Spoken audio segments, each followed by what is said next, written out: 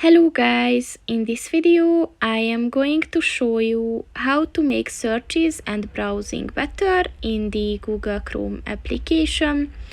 But first I just want to mention, don't forget to subscribe to my channel, because at 10,000 subscribers I am going to show you my whole YouTube revenue statistics and growth strategy, as well as how to make money online.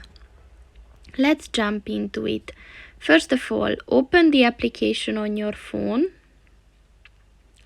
and then click on the three dots at the bottom of the page on the right, and then click on the settings button, and then click on the Google Services button, and within this section look for the Make Searches and Browsing Better button. And in order to enable it, just click on the white circle next to it.